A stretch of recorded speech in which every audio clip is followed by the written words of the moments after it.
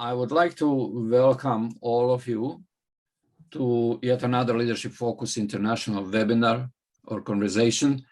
And most of you know me, but I will say it nevertheless. I'm Tihomir Kukolja, the director of the modest enterprise that is still in making, which we call Leadership Focus International. And today we would like to give our attention to a very important, relevant and timely theme, which we have given it the name or title, A Christian View of the Political Turmoil from Inside of Israel. We are honored and privileged to host today a special guest, Botrus Mansour. Botrus Mansour is an Arab lawyer and general director of Nazareth Baptist School. He's also a Baptist Church elder and chairman of the Convention of Evangelical Churches in Israel. Botrus is also the author of several books, of which the most recent one is Looking from the Precipice, Reflections from Nazareth of a Palestinian Christian Evangelical. As a native of both Israel and Palestine, Botrus is a very well-informed and qualified person to answer our questions, such as, what is the meaning of the latest power change in Israel? And how will this change affect a very much divided community of people? Jews, Arabs, Palestinians, Christians, neighbors, and international community worldwide. Today, the most vocal Christians in the West on the matters of the Middle East are predominantly offering one-sided and romantic narrative about Israel, under which there is no room but for only one assessment and interpretation of the Israeli complicated political, social, and religious scene. And to understand what leads to Israel's policies and their wider implication, it is important to have a grasp of its political system and how it impacts the region and the world. This is even more true now when Benjamin Netanyahu is losing his 12-year hold of power, as the Israeli parliament has approved of the new coalition government. Our conversation is planned to go for up to 75 minutes, and we are also planning to have enough room for your questions, as Livio mentioned a moment ago, which we would like you to place in the chat box. And my friend Livio Boccagnala will assist in gathering your questions and sharing them and moderating them in the second part of our conversation today. So again, welcome everyone. We are glad to have you here with us. And it is an honor also, Botrus, to have you with us today. Thank you. Hear your voice, to hear your assessment. Botrus, I have known you for many years, precisely since 2001, I think, when we met for the first time at the International Conference of Advocates International in Lisbon, Portugal. And since then, we have met several times. And I also enjoyed your presence at the Renewing Our Minds events and gatherings in the years past, while I had the privilege to lead this beautiful ministry.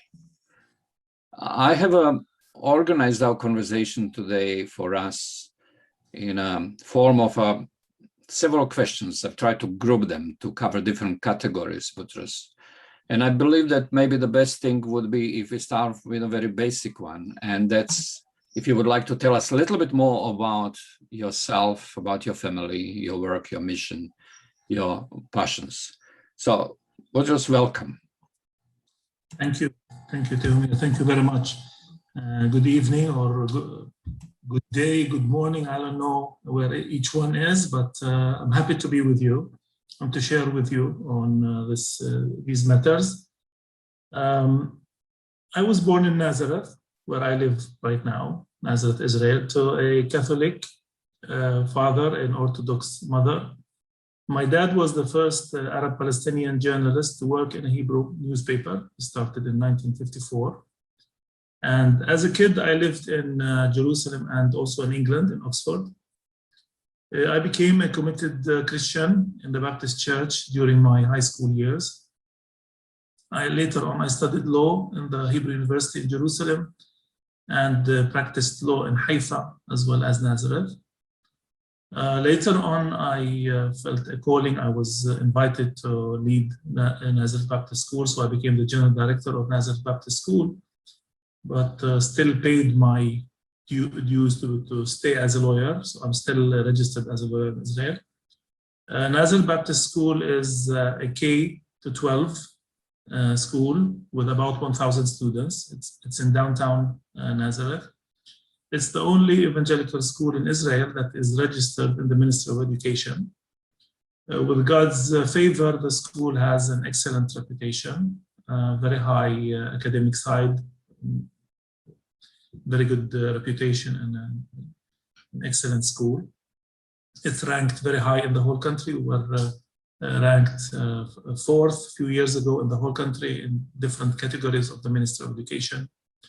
And what's more important for me is that it has a vibrant spiritual aspect where we share the gospel and we talk to students about Jesus and in chapel services and so on. I did an MBA in Haifa University and I'm also qualified to teach civics as a teacher. So as a lawyer, you know, it was easy to also to get that qualification to teach civics, and I taught civics a little bit. I'm active, as Turmoil shared, in different Christian positions. Right now, I'm the chairman of the Convention of Evangelical Churches in Israel. I helped start a church with fellow believers as well as Nazareth Village. I was on the steering committee of this first century recreation of how Nazareth was 2,000 years ago. And we have with us Frank Cantor, who works in Nazareth Trust, which is Nazareth Village is under the Nazareth Trust, so these are ministries that are related. I'm an ordained elder in the Baptist Church. I know some Baptist churches don't ordain elders, but in our particular church in Nazareth, we do. I write and speak frequently on matters of faith and society, politics, Arab Christians. I write in 3 languages, Arabic, Hebrew, and English. And I wrote 2 books in English, as Turmoil mentioned, one that was just released in last March, Looking from the Precipice. I have 1 wife and 3 children, thankfully not the other way around, only 1 wife, thank God. And my wife, Abir, is an educational counselor. And my children, one of them just became a doctor, medical doctor, and waiting to get to join one of the hospitals. And the daughter, Lama, she's a Rhodes Scholar, and she's in Oxford finishing her master's. And the youngest, May, she's graduating in 2 weeks from high school. So yeah, that's a little bit about myself and what I do. Thank you, Botrus. And I believe this is going to help us to now appreciate whatever you're going to share with us even more, because we know you now a little bit better. I know that here on the side where some of us are coming from, or where I live currently in the United States of America, you know, you really get one-sided picture of what is happening in Middle East, what's happening in Israel. And it is good to have a person such as yourself, who I believe we are going to provide a much more balanced picture of really what is going on there. For us, many of us, it's rather complicated and confusing picture when we are thinking about Israel and trying to follow what is going on there. So I would go immediately into the question, which will go something like this. Simply ask you to introduce Israel to us today and its political landscape of Israel. What is going on there, and what does it look like? How can we be helped to understand better what is happening in Israel nowadays? Okay, this is an almost impossible task to do, as well as very loaded and complicated. I will attempt, nevertheless, to simplify it and put it in a compact, objective, as much as I can way. Of course, I'm not going to go back to the ancient or biblical history of this land of Israel, Palestine, but this land has seen numerous wars and occupiers during all thousands of years. However, the starting point for me would be something like 130 years ago. Jews had been in exile for almost 1,000 years. At that time, they were persecuted in different areas of Europe and Russia. Palestine was inhabited This land here was inhabited by 95% Arabs and 5% Jewish people. And then a Jewish writer, journalist, lawyer in Vienna called Herzl, Theodor Herzl, wrote a book called The Statehood of the Jews. He claimed in that book that Jews would be, he said that if Jews are gathered again in a country and they will have their own country, then that country will be their shelter and it will protect them from the persecution that they were enduring at that time. This book was the vision for Israel being established, the Jewish nation of Israel being established. I will not enter into the details here, but fast forward, Zionist movement was formed, and as a result, Jewish immigration started to Palestine.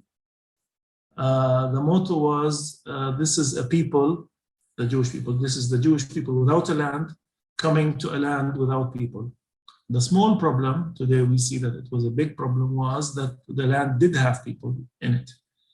In any case, the Jewish people started gathering from around the world, and this was accelerated due to the German Holocaust and the horrible things that were happening to the Jews. So more and more people came to Palestine. Of course, now you have Jewish people as well as Palestinian people, and with different national aspirations, and that led to tension, to friction, and of course to clashes. I will not enter into details here, but that ended with a war in 1948. Of course, in the beginning there was the Turkish, the Ottoman rule, later on the British mandate left, and the Arabs and Jews fought in 1948. To make it simple, the Jews won the war, the Arabs, the Palestinians lost the war. And what we call today the Nakba, the Palestinian Nakba. Nakba means catastrophe in Arabic. That was in 1948. So one people consider it a catastrophe or a Nakba, the Palestinian people, and the Jewish people consider it as Independence Day and the day where all the national and religious aspirations were fulfilled. Palestinians were scattered in 1948 to three groups. One group was people who left the country or were dragged out of the country. Here you will see different scenarios or different terms. The Jews will say they just ran away. Palestinians will say they were forced to leave. But hundreds of thousands of Palestinians left the country.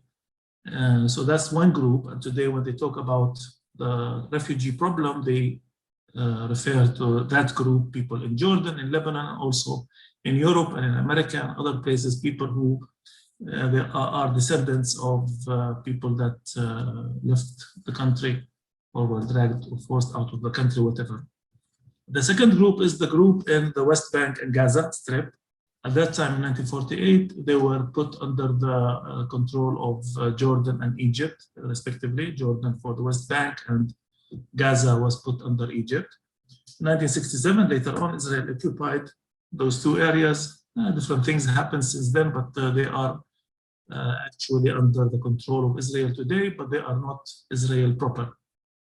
And this is what you hear mostly in the news. When they talk about two-state solution, they talk about West Bank, East Jerusalem, as well as Gaza, and Arafat, Mahmoud Abbas lives in that area in Ramallah, which is the practical capital, actually, of that area. So that's a second group.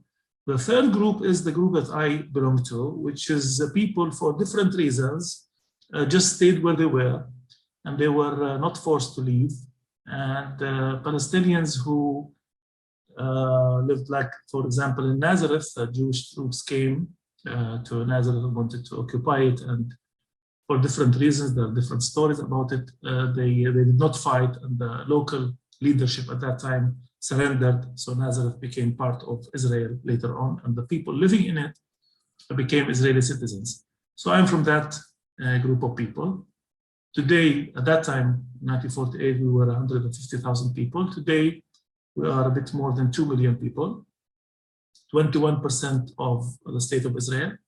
So on the one hand, we are full Israeli citizens, second-class citizens. We have a lot of problems, but we are citizens. I travel to Croatia or to America with my Israeli passport. And at the same time, we are Palestinian. We are from the same people that suffered and still is suffering until today. Most of the Palestinians living in Israel, these 21%, most of them are Muslim, but there is a group of about 1.5% of the whole country, I'm talking, of Christians, Christian Palestinians. Our number is 130,000 people, 130,000 people out of the 9 million people of Israeli citizens. So I hope I did not bombard you with all this information, but you need to understand that before even starting to talk about this. It's a strong country economically, as you know, and military, of course. It's backed by great political powers, especially America, but also in the past more and more England and Russia even for some time. Israel is defined in the Declaration of Independence as a Jewish and democratic country. That's very, very important also to know. And as you can see directly that being Jewish means exclusivity. Anybody who is a non-Jew is outside that definition. At the same time, when you talk about democracy, one of the values is diversity, that democracy is inclusive. It brings equality between all groups. So there is tension between both terms. And every few years you have, it goes towards one of they want to strengthen one of the two terms on the expense of the other. During all these years, Israel sometimes attempted and sometimes was forced to try to reach a resolution with the conflict still going on with the Palestinians, but it was, until today, it's a total failure. Nothing has happened. So that's where we stand today. So that's just like an appetizer about Israel and a few basic things that each one has to know.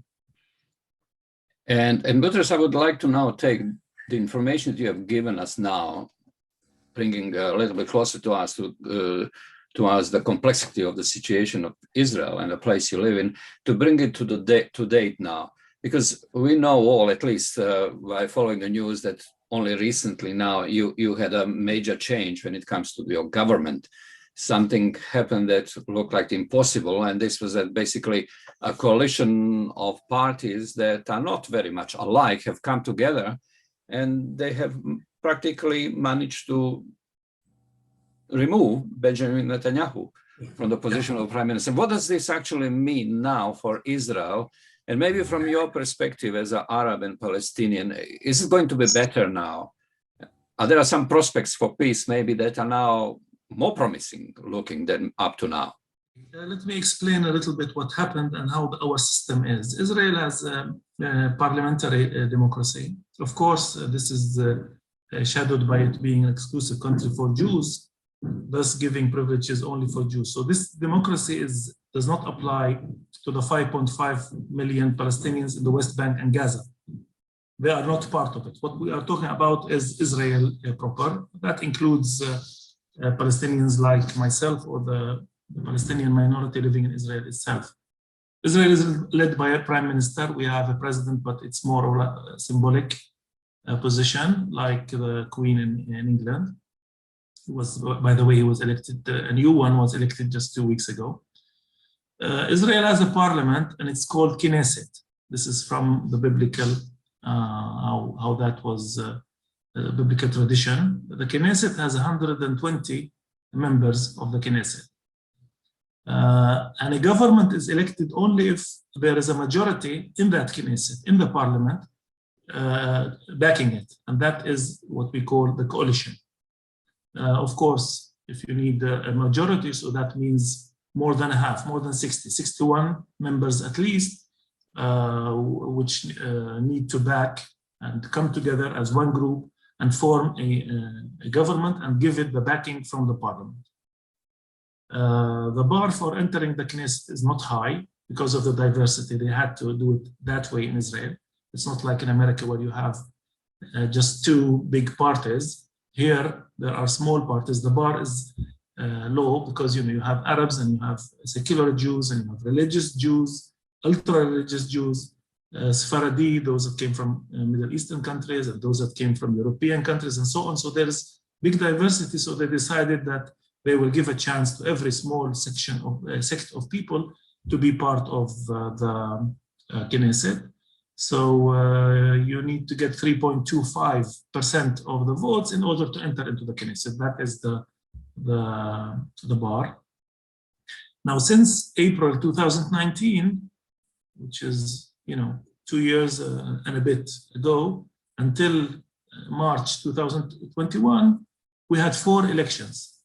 Regularly, it would be every 4 years, the election. This time, 4 elections in 2 years.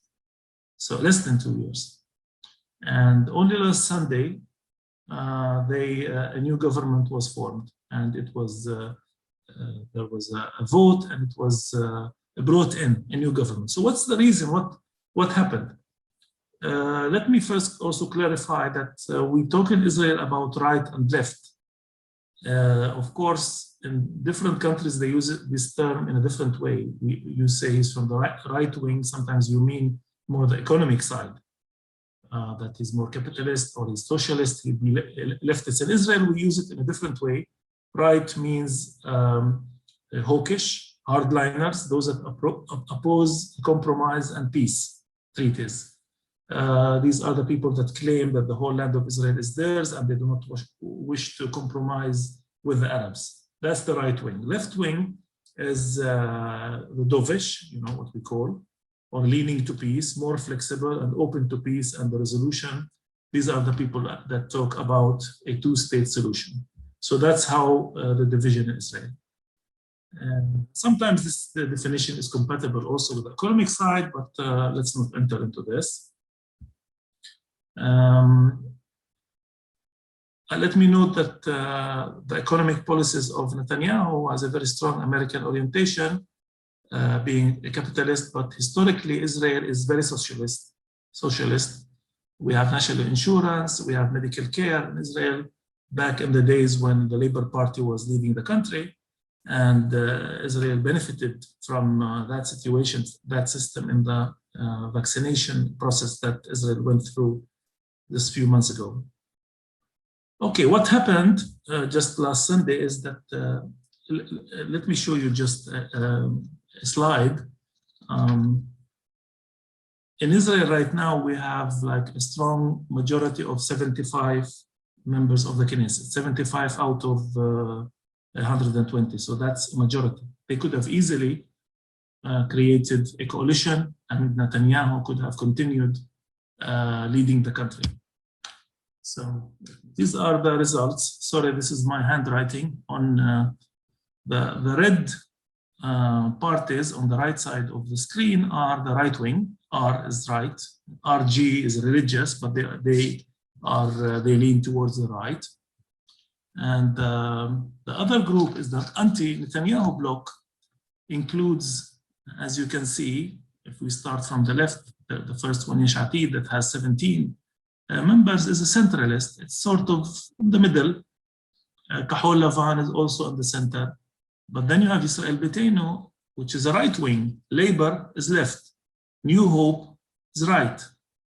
The joint list, this is the far left. That's an Arab list. Meretz is left.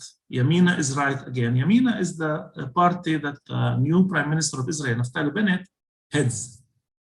They are put here in gray with the United Arab List because these two parties they are not in the anti-Netanyahu bloc and not in the pro-Netanyahu bloc. Then, of course, the red are the Likud, Netanyahu's party, 30. You can see 30 members. Shas is a religious party. United Torah, it's a religious party. And religious Zionism is an ultra-right group. So naturally, it was supposed to be, the 75, the R and RG and R plus, these ones were supposed to create a government. But what happened? What happened? The first elections was in April 2019, as I said, and then another 3 elections. Netanyahu has been in power for 12 years consecutively, and 3 years also from before. He was accused of bribery, fraud, and breach of trust. Not only accused, but taken to court. He had a hearing, but he did not succeed in the hearing. And now his case is being heard in the district court in Jerusalem. But due to a weakness in the Israeli law, a lacuna in the law, he was able to be nominated again for prime minister. And in addition to this difficulty of having a prime minister who has a court against him on these very serious accusations, he was known by the lifestyle, which is stingy lifestyle, living on the expense of other people, and marginalizing all the people that worked with him. Leaders that were part of his party who worked with him became his biggest enemies, including Naftali Bennett, including the current, sorry, I'm not able to get this back. Yeah. So as a result, these three groups that, 3 parties that I mentioned, were joined with other groups on the left and Arab groups and so on, and centralist, all of them together. Very amazing, never happened in Israel. I think 8 parties came, all of them together, in order just to topple Netanyahu because of what he was doing. They are very different from one another. There's an Islamic Arab party. It's a moderate, relatively. It's not Islamic, extremist, but it's an Islamic at the end of the day. A liberal Jewish party that the head of that party is a gay person. He's a homosexual. And then you have religious, like Naftali Bennett, the new prime minister. He's a religious, maybe a religious, light religious a little bit, and right-wing people. All of them came together in order to topple Netanyahu. Let me share a little bit, just show you a picture of, this Netanyahu. I had a chance to meet him a few years ago. That's me in the suit, not like today. Not Netanyahu, sorry, Naftali Bennett. That's me with a tie. And that was in the president's office. There was a crisis of the Christian schools in Israel. We were on strike. And I was part of the committee of Christian schools in Israel who was negotiating with the government. And the president tried to bring some kind of resolution and to solve the problem. So we met him. This is another time that I met him. That's in the Knesset. One member of Knesset arranged for this meeting. He was chatting with with the minister. He was the minister of education, and that other guy, the ultra-Orthodox guy, is the minister of interior. And I had a chance to come in. He was eating, so I shared with him a little bit. That's me. That's my back. So anyway, so that's Naftali Bennett. He has some similarities with Netanyahu, but also differences. Both of them lived some time in America. Both are right-wing. Both served in the same elite combat unit in the army, Sayarat Matkal, it's called. Netanyahu's brother was killed during one of their operations. His name was Yoni Netanyahu. And as a tribute to Yoni Netanyahu, Bennett even called his son, his eldest son, the name of Netanyahu's late brother. Bennett is religious, Netanyahu's not. Bennett is married to a secular lady, Jewish lady. I think the change, to your question now, sorry for this big, I think it's important information, but to your question, Tihomir, I think the change will be a change in the culture. There will be more tolerance, as the government will have, of course, has lots of contradictions, and they will need to work together. Bringing all these people together just for one cause, their cause is very important for them. They do not want Netanyahu back, so they will try to do the best in order to live one with another, despite all the contradictions. They have no other choice. I don't think that in the short run there will be a huge change with the conflict with the Palestinians, but hopefully there will be more respect to Arabs, Palestinians living in Israel, especially that the new government has an Arab Palestinian party as part of it for the first time. And the second party partially also supported this coalition. But of course, other than the conflict, there will be, as I said, all these parties were not happy that Netanyahu was manipulating the judicial system in order to get acquitted and so on, and the corruption. So that will change this. Hopefully, this new coalition will bring a new culture of people who are not undermining democracy like Netanyahu, what he did. He just recently, has been attacking the police commander, the high commander, the prosecution office, the courts even. He brought all the ministers and he stood on the stairs of the court of the district court in Jerusalem and spoke against them in a very, very nasty and difficult way for a prime minister, So anyway, these are some changes that we might be seeing in the near future. What I would like now us to do is because I believe that people who are listening to us and who are part of this conversation would not forgive us if we would skip that part, because probably in the mind of the people, they know you are an Arab, you are Palestinian Christian, and there's always this question about the relationships between Palestinian Christians and then Christians in the West, especially evangelicals, and then also domestically speaking or in the region speaking about Messianic Jews. So my next question would be a combine of two questions. And how do you, as a representative of Christian community, Arab Christians and your community, how do you fit in all of this? What are your challenges that you are facing coming, say, very directly from the misunderstanding of the evangelicals, many evangelicals on the West, especially in the USA, and also from potentially some misunderstanding coming from the Messianic Jews in your neighborhood? Can you take a few minutes and explain that to us? Yes. As I said, I'm Israeli citizen. I'm a full Israeli citizen. I studied in the Hebrew University. I speak Hebrew better than English. At the same time, I'm Palestinian. I'm Arab. I speak Arabic, but I'm a particular kind of Arab, which is Palestinian. My culture, my heritage is Palestinian. My great-great-grandfather lived here even before Israel was established, even before Herzl wrote his book. So I'm Palestinian, Arab, Israeli. At the same time, I'm Christian. And I'm Christian by birth. But of course, as a believer, as a born-again believer, I believe, it's a choice. I also took that decision and I committed my life to Jesus.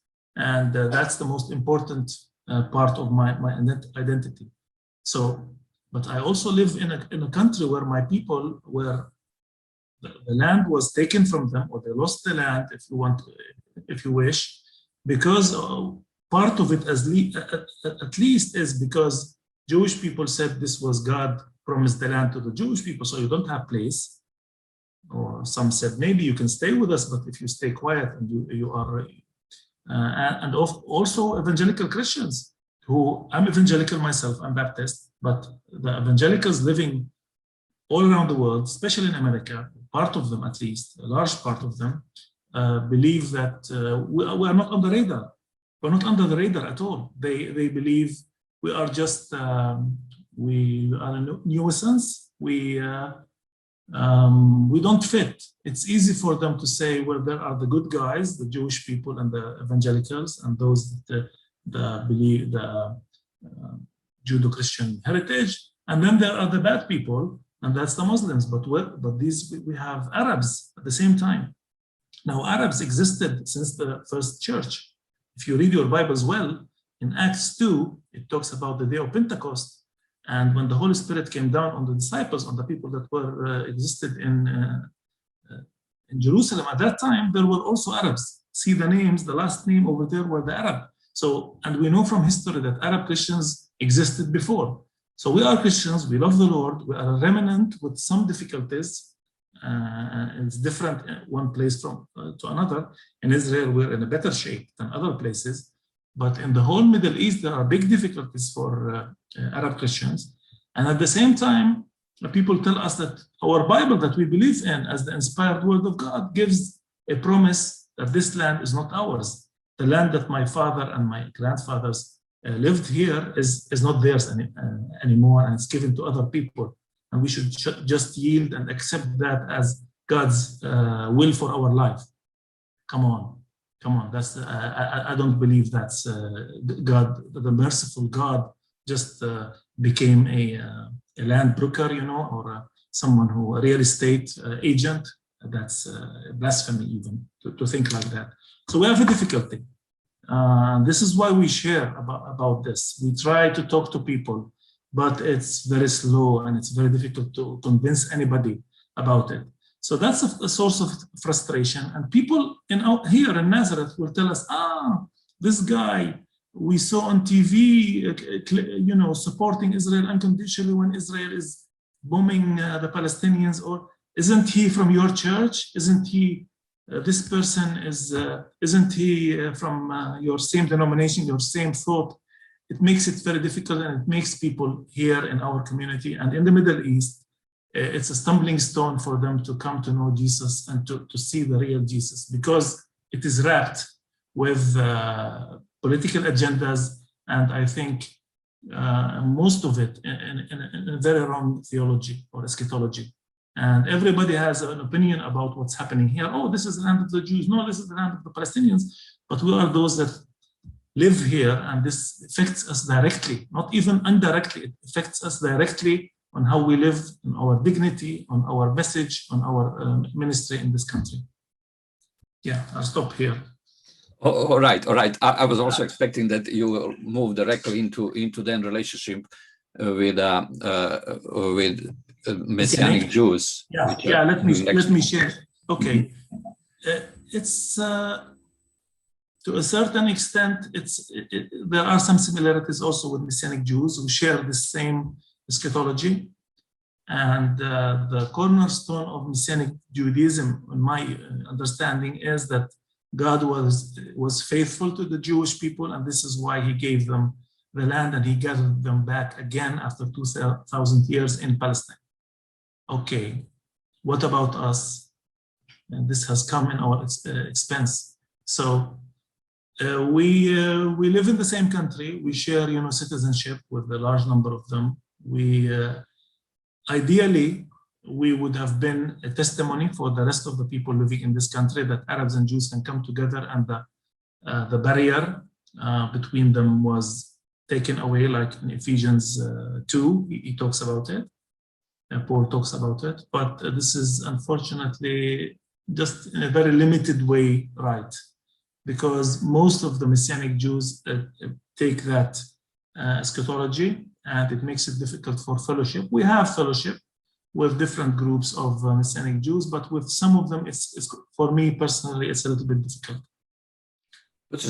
Thank you very much for so plainly explaining and so honestly. And as I'm listening to you, I'm just thinking, my goodness, how much damage has dispensationalist theology done across the world, because it has given a political twist to the eschatology, which I personally do not believe is biblical. But that's maybe for another conversation. I'm looking at the time. I have more questions for you, but I want to switch it now to my friend Liviu, because I see that there are questions multiplying, and I don't even know we will be able to cover everything. So let's give some time to questions, and we see how we go, and whether we can still wrap it all up within the time that we have promised to all of you, and that's 75 minutes. So Liviu, if you are ready maybe to recognize some comments or some questions and share them with us and with Botrus. Thank you, Tihomir. Thank you, Botrus. It's so funny. I just want to relate to your latest subject that you touched on, Botrus. It's funny how all the Messianic community I have a lot of friends being part of that community, but it's almost ironic, and it's definitely funny how they have no problem with having fellowship with the Western evangelicals. But from what you're telling me is that you have a limit when it comes to the brothers that are right there in their back garden.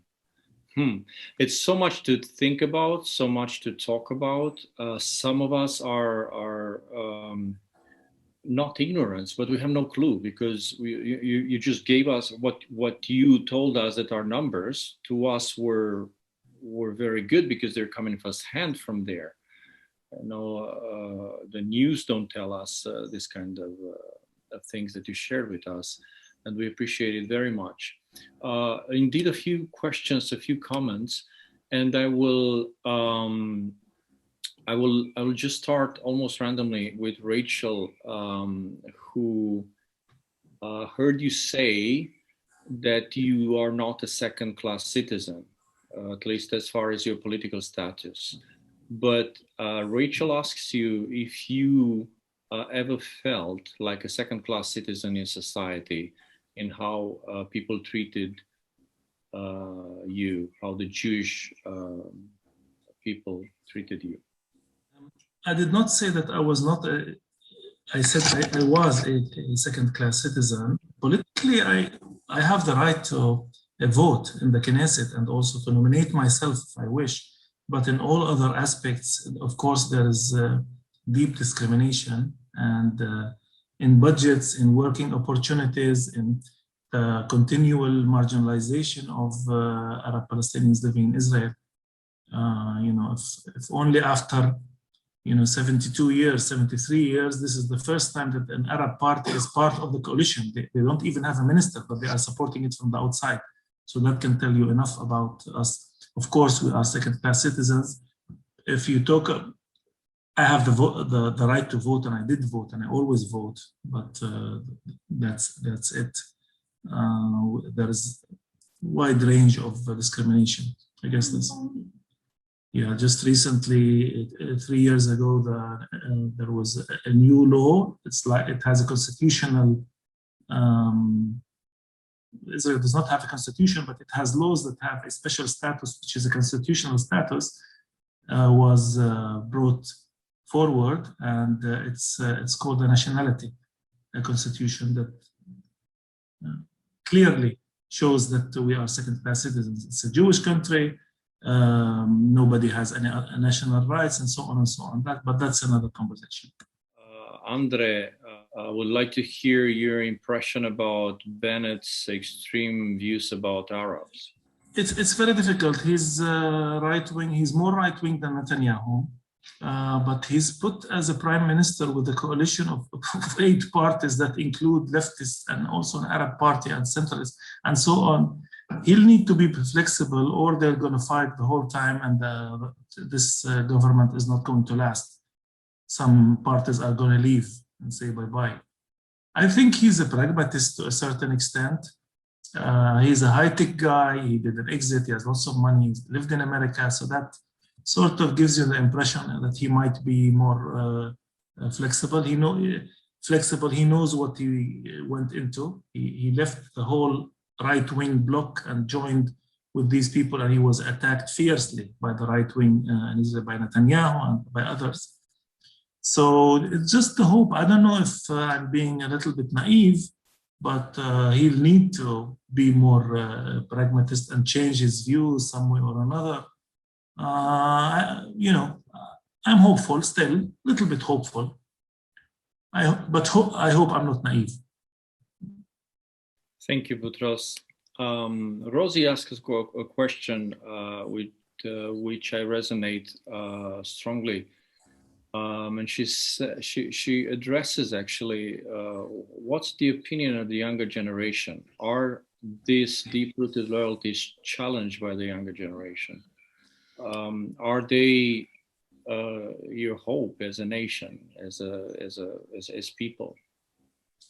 You make me smile because this is really an issue just on the table, just with the last war that we had a month ago, less than a month, with Gaza, I've heard that from lots of parents, from younger people, from Palestinian younger people who were not happy, and they wanted to go on to do demonstrations and to write, and they wanted us to be more tough in being a prophetic voice, and with all the difficulties and that we have, the loyalties that we have as Israelis, Palestinians, but they wanted us to be more open and to share that we were not happy with what was happening. They are the hope, of course, but they are frustrated. Maybe, we became, the older generation, we became a little bit established, and we became a little bit more diplomatic. Although, you didn't hear me today very diplomatic. I was a little bit rough sometimes, but the younger generation just want to say the truth as they see it. They are more idealistic, and if we do not talk to them, dialogue with them, we will lose them. And a lot of Palestinian Christians, at least, will be leaving the country, and they will not be happy to stay in a country where they're frustrated. They were not giving, they are treated as second-class citizens, and then at the same time, they feel that their voice is not heard, and things are not moving in the right direction. Thank you, Botrus. I'll quickly want to share a personal experience about what it means to be friends with Palestinians, and then maybe a question will come out of this. And I was sharing with you. I think it was 2016 when, along with some very good friends, we visited Israel. And we flew to Tel Aviv, where we were supposed to be welcomed by a very good friend of ours, Palestinian. And at the airport, my American friend, as we were presenting the passports, my American friend, very honest, very open, said, "Oh, we're going to be spending little time here with our Palestinian friend," and that was my friends. We had to be put on hold in a little box waiting room by the police while they're doing a lot of checkups on our Palestinian friends and probably on us. A little event took place when we departed 10 days later, because I almost missed my flight because I had to be searched, also because of a little Palestinian thing I did as a souvenir, right? So is that true that you cannot even befriend the Palestinian, Botrus? My friends, let's be aware of the fact that Botrus is one man here, and we're shooting a lot of questions at him when they're his opinions, okay? And they are very well appreciated. Let's not shoot the pianist, right? But we appreciate your openness, Botrus, a lot. So let me get back to my question. Did you see that happening? You're Palestinian. I'm whoever I am in the world. Am I affected by my friendship with you, or you by your friendship with me? I don't think so. I don't want to. No. It's if you talk to any Palestinian, he'll give you stories and stories of how he or she were treated in the airport. Security is very tough here. They are suspicious, and all these years we've become able to understand why that is happening. Of course, we do not justify it. We know that we do not justify the reasons for it, but anyway, we live with it, and it's fine. And there is no problem for any of you to befriend us and come, but there will be tight security and questions and things like that for people coming to Israel who the security knows that they are coming to stay in Nazareth, but worse even if you're going to Bethlehem, the West Bank. So, yeah. Yeah, thank you. I would encourage everyone who didn't come and visit your country, just go there.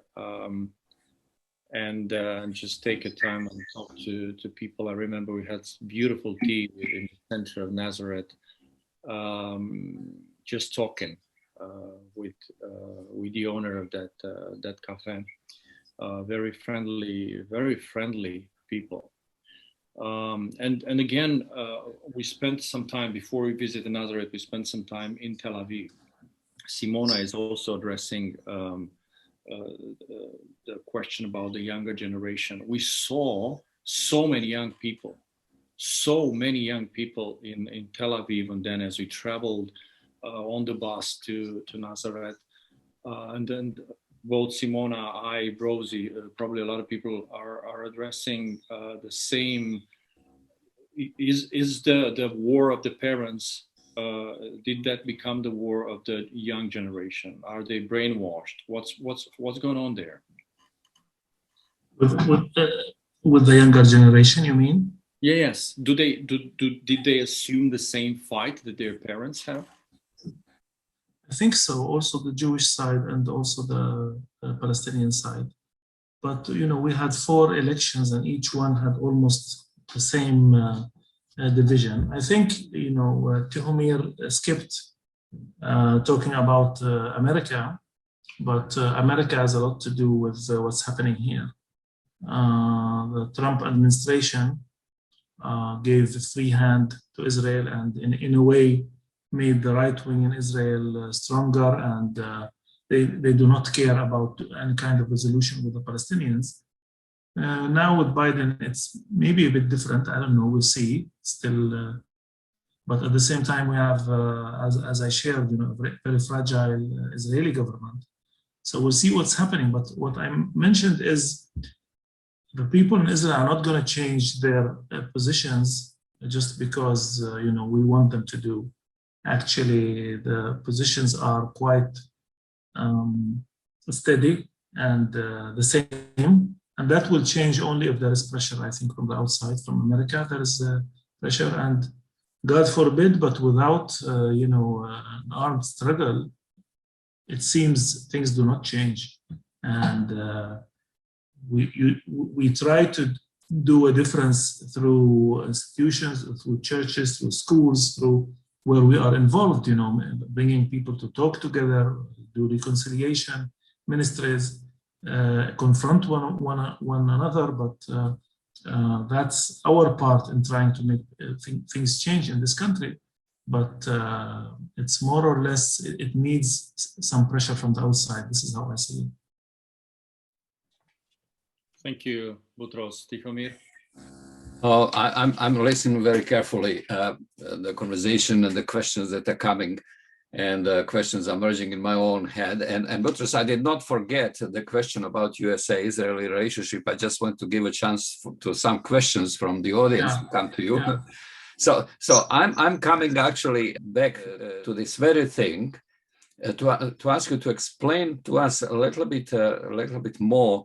We still have like 10 minutes or something, to explain a little bit more about what are the effects of the USA and Israeli relationship so far on the community there where you live. And I would additionally go, and especially from the perspective of you being Palestinian, Arab, and as a Christian.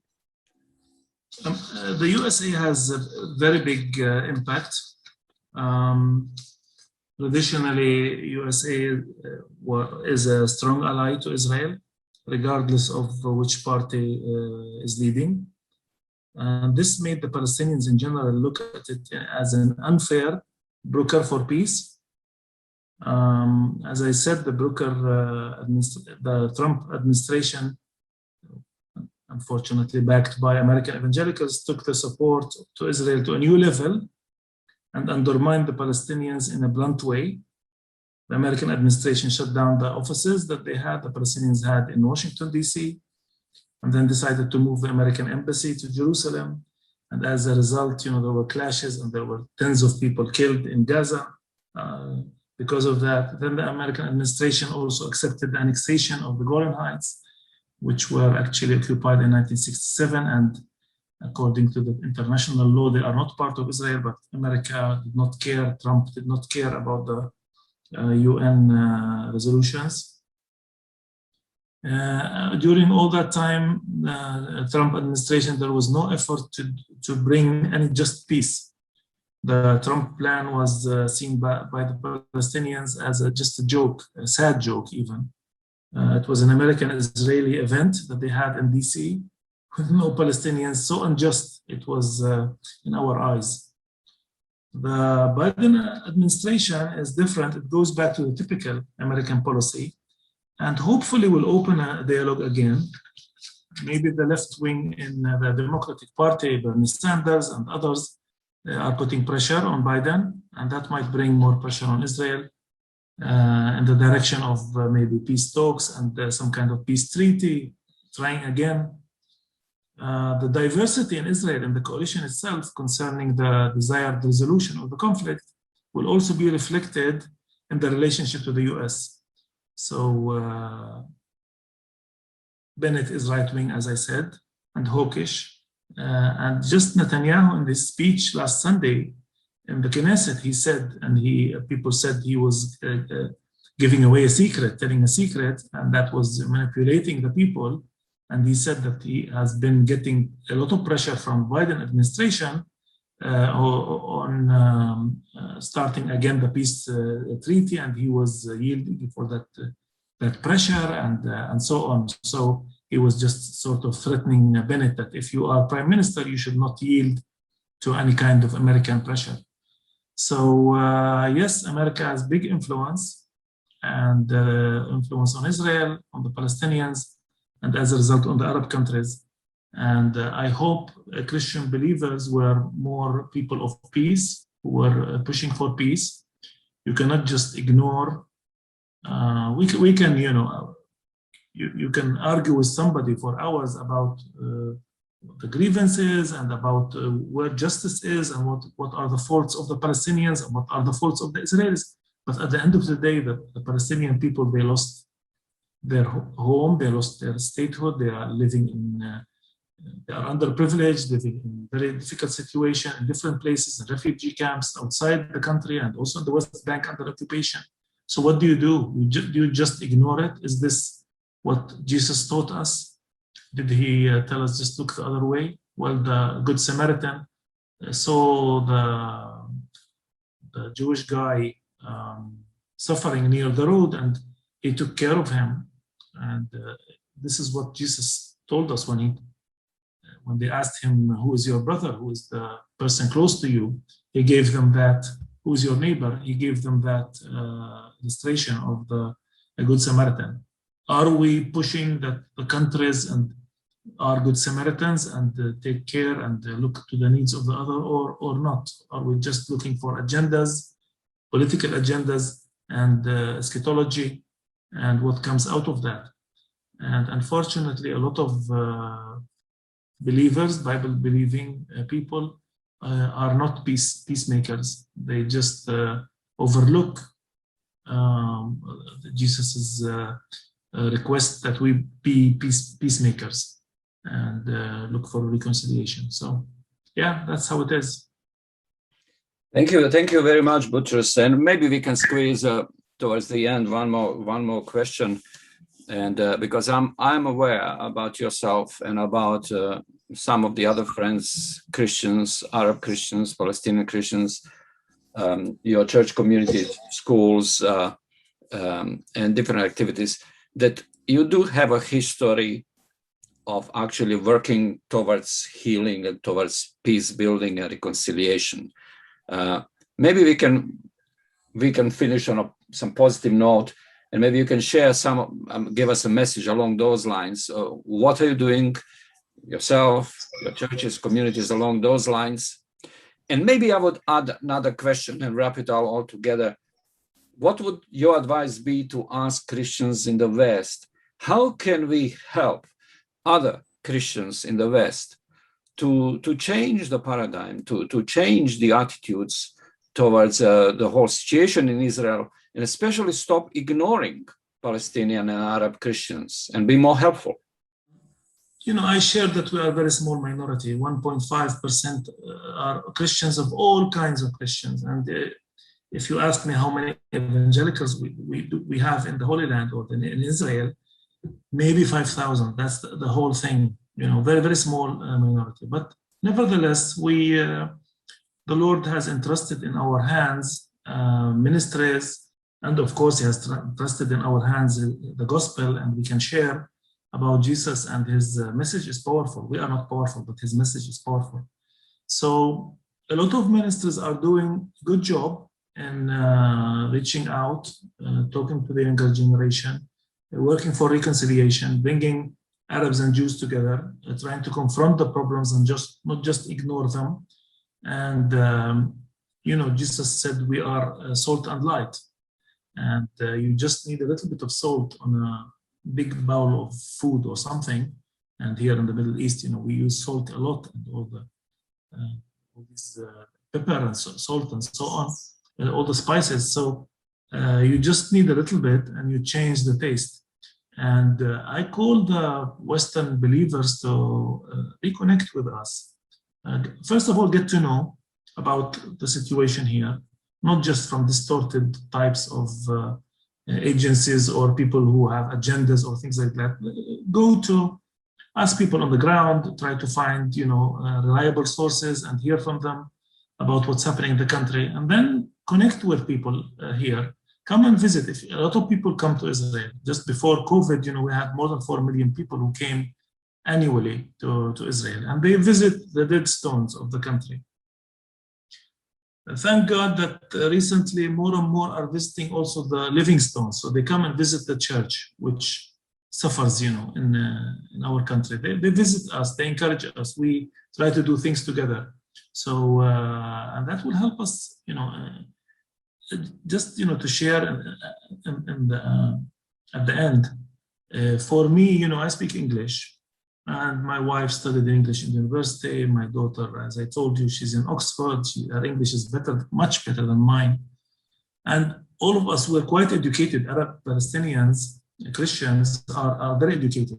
And the default for a believer would be to live somewhere else. It would be much, much easier to go and live maybe in Canada or in America and other places. But we, by choice, we choose to live in Nazareth. Nazareth, for example, for me, it's, of course, the hometown of Jesus. And if you are looking to see where is a testimony, you might look to the hometown of Jesus. So we want to be a testimony and a witness for Jesus in his own hometown. And this is why we choose to live here, of all places in the world, although a lot of Palestinian Christians have left and they are living in more comfortable places and other places in the world. So help us to stay here and be a witness here. As I told you, our school has 1,000 students. The best families, the best people want their kids in the school. They fight, get phone calls the whole time. People want their kids in our school because God has entrusted us with something great. And this is not only about my school, but other places also are doing great job, great ministry, witness for Jesus in this special place with all these difficulties, with all these contradictions, with all these tensions. But if you can help with your prayers, with your connections, with your relationships, when you are able, then I think that's the heart of the Lord. For in his own hometown where he lived, maybe 30 years he lived in Nazareth, to have a living witness for him over there and in the Holy Land. That will be great. And part of it is also being peacemakers and pushing for peace and being a voice for us in places where that have influence and effect on what we are going through in this country. Thank you very much, Botrus. I think we all enjoyed a great time having you with us. And I believe that each one of us, we are not a big group, but each one of us are now better for actually listening to you.